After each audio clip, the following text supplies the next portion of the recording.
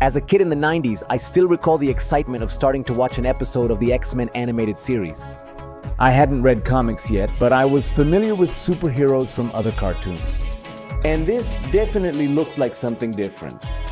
It appeared to be more intricate and perilous, which, like any curious child, truly piqued my interest. As you began watching the episodes, you discovered that the premise held true. The X-Men stood out from other superheroes. Maybe as a kid I didn't catch all the social messages the show conveyed, but I remember that it did seem strange and interesting to me.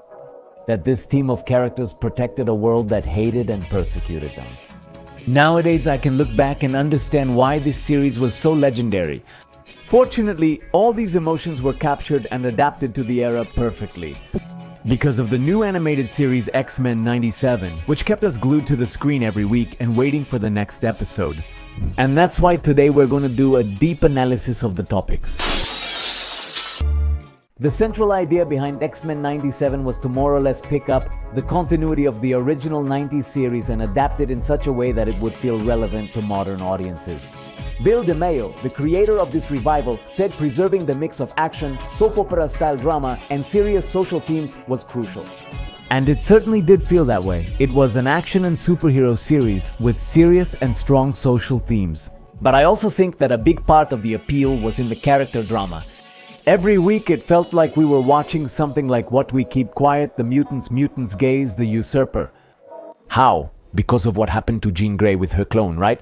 Oh yeah, that's true. However, Pugh himself said that the original formula couldn't be copied. Exactly, just like that, since issues of social acceptance have become much more complicated. Since the 90s, a time when questions about identity and social justice seemed to have much simpler answers. And think about it this way. Since their conception, the X-Men have been used as an allegory to talk about many groups in situations of oppression. At first, they were linked to the civil rights struggle of the African American community. There are comics that reference the events of apartheid during the 90s. There were storylines that were an analogy to people infected with the human immunodeficiency virus. Many stories depict the process of accepting oneself as a mutant, along with the fear of family reactions and potential social discrimination. It's clearly a reference to coming out of the closet. Recently, there was a group of content creators who said that the X-Men have never been progressive. But is saying that really like denying climate change? Well, speaking of that, no, even I know that the X-Men have dealt with progressive themes? Even I. See, we have to start by saying that nowadays the discussion is much more complex and has several nuances, which is represented very well in the series. The series X-Men 97 does a great job presenting how complex today's discussions are around topics like tolerance, inclusion, and acceptance. Pay close attention to this detail. In the first episode, the team faces a radical anti-mutant group called the Friends of Humanity, who take extreme and violent measures to deal with mutants. This extremist group represents what we think of in the real world as the true villains or those who truly discriminate. Meanwhile, governments and global institutions appear to have accepted the mutant community, which gives us the idea that Charles's dream has already come true, that discrimination is a thing of the past. However, the series gradually reveals that reality is more complex. Because those institutions that apparently support mutants also have hidden interests and end up causing even more harm than the openly radical groups. Let's bring this to the real world today. Many people consider that the company Disney is a true ally of the lesbian, gay, bisexual, and transgender community. Several conspiracy groups believe that this company aims to impose a woke agenda. The company donated thousands to Florida politicians advocating for a law deemed homophobic a few years back. Since it limited teaching about sexual orientation and gender identity, in schools, classes are taught based on grade level. They're not going to teach inappropriate content to young children. Actually, this law was so vague that it could even end up banning phrases like homosexuality exists. But that's not the point. The point is that nowadays we think that real villains only look like this, when that's not always the case. Ironically, Disney presents stories like X-Men 97. But this just shows us how complex these topics are, and how the right thing to do, even if it's difficult, is to approach them from a broader perspective, taking into account each case and its nuances. I think one of the show's greatest achievements is how it represents the ideological complexity we've been talking about. The story focused on Magneto, who became the leader of the X-Men. By doing so, he's compelled to view the world more from Charles Xavier's perspective. Something that at first is very difficult for him, but he's willing to try since he gives him the benefit of the doubt. So, Is it the methods and not the goal itself that make Magneto a villain? However, in the season's first part, we see him fighting for a different kind of world, where humans don't need to love mutants, but simply accept that they share the same space with them. Accept that mutants have the right to live in the same world. It tells us about a discourse on tolerance, but is that really the right path?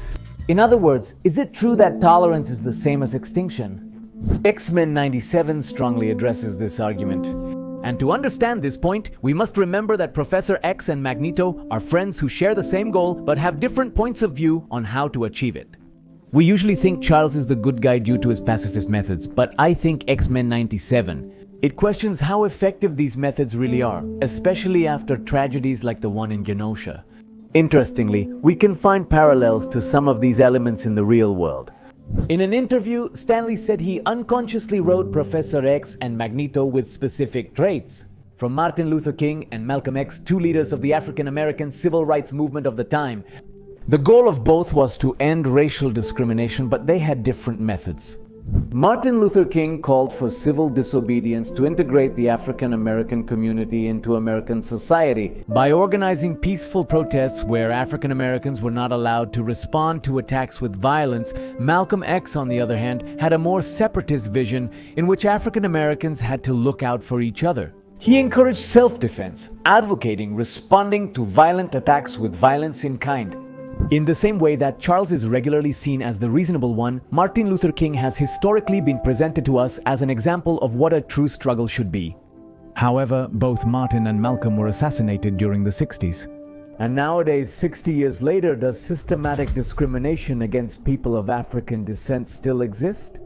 Not only that, but recently official documents were declassified that proved the Federal Bureau of Investigation threatened and blackmailed Luther King in an effort to discredit him.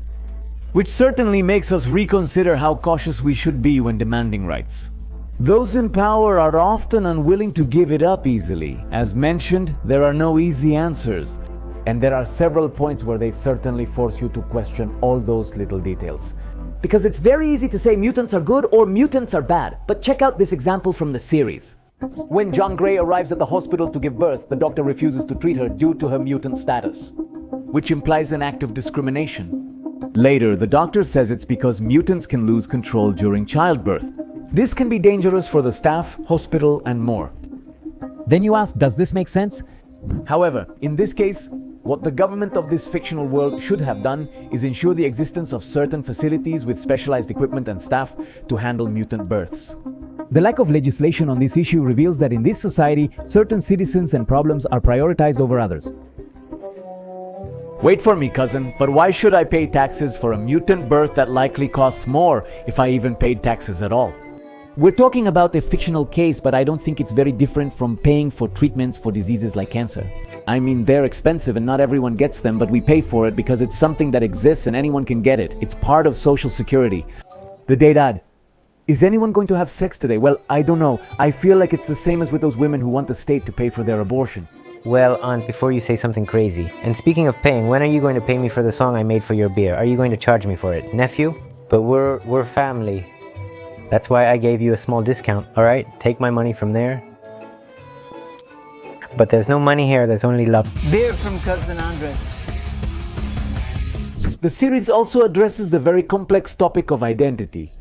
In the second episode, Tormenta loses her powers after an attack by the Friends of Humanity group. This causes her a lot of distress, because her connection with nature was an important part of who she was. All of us live without having this connection with nature, so it wouldn't affect us, but it's different for her. Remember that a person's identity is shaped by their beliefs, values, and experiences, among other factors. In this case, her experiences involve feeling the weather, so depriving her of this is depriving Storm of an essential part of her being.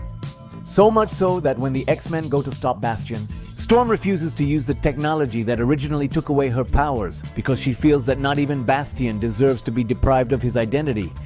This issue of identity was also raised through the character of Morph, one who was very controversial. Just weeks before the series premiere, it was revealed that Morph, one of the characters, is non-binary. I strongly dislike that word and how they tried to impose it on us. Many fans reacted like my cousin. But we're talking about a character whose power literally is having the ability to change shape, appearance, sex, and gender. I mean, I think it makes perfect sense for Morph to be non-binary because precisely a non-binary identity is one that doesn't consider itself male or female. Yeah, my biology book says something else. Dude, this isn't a biology book, this is a Game of Thrones book, and Cousin Andres' beard? ultimately, this trait of Morph wasn't crucial to the main storyline, it merely contributed to character development. The way he connects with certain team members made the character work so well that eventually no one complained about it anymore.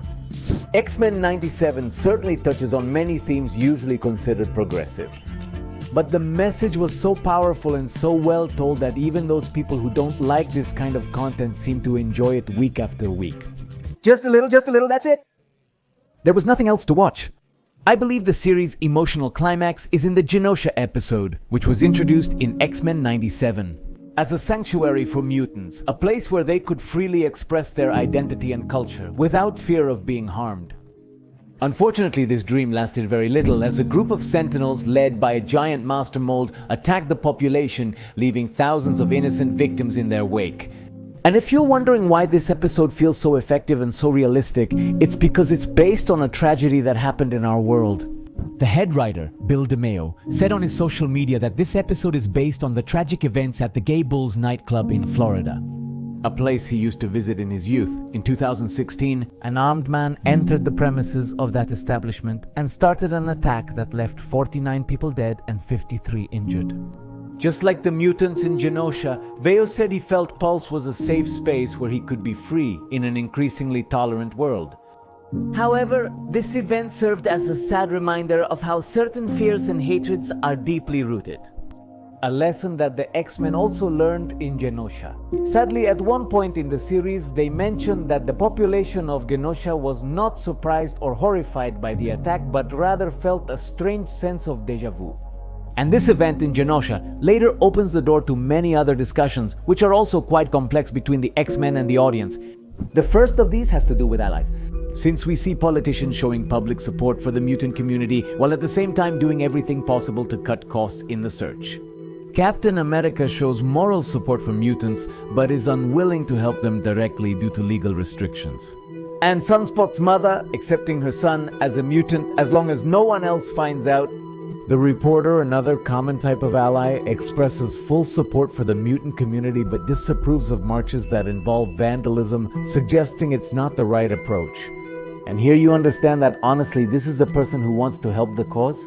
As a non-mutant, she views the mutant situation insensitively. Because even though she sympathizes with the cause, it's hard for her to understand the pain and frustration that the mutant community felt after Genosha.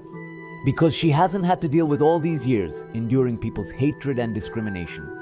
In the same way, in the real world, when you haven't had to deal with a situation of discrimination your whole life, it's hard for us to really put ourselves in the shoes of the cause, not because we're evil or lack empathy, but because it's not a cause that affects us directly. That's why Bestia is questioning right now whether the way they pursued their goal was the right one. Because maybe, in his words, begging for tolerance was our first mistake. And all these fears are materialized by the central antagonist of this season, Bastian in X-Men 97. Without a doubt, he manages to be a great antagonist in a series full of social messages. Why? Let's look at it this way. His plan to turn civilians into anti-mutant sleeper agents known as Prime Sentinels. Basically, it's one that instrumentalizes the natural fear that human beings feel toward what we don't understand, and directs it toward the mutant population. Bastian doesn't create irrational fear or hatred toward mutants. Instead, he manipulates, shapes, and uses it to achieve his own goals. What exactly is happening today?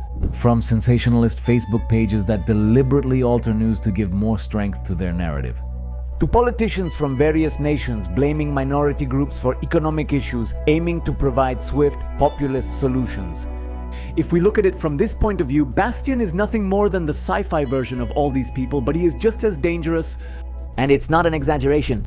According to the concept of the pyramid of hate, certain prejudiced behaviors that we consider harmless, like jokes or teasing, eventually escalate into more serious acts of discrimination and violence. This theory indicates that these violent acts, like those in Genosha and others similar in the real world, don't come out of nowhere, but are the product of a culture that increasingly normalizes microaggressions that keep escalating. In the same way, Bastion gives an extremely macabre speech because he claims that his intention with Genosha was to overload human empathy so that humans would no longer be able to feel it toward mutants. What does he mean? It turns out that various studies show that our levels of empathy decrease as the number of victims increases. In short, we empathize more with one person's suffering than with millions. In other words, Bastion reminds us that one death is a tragedy, but millions are simply statistics.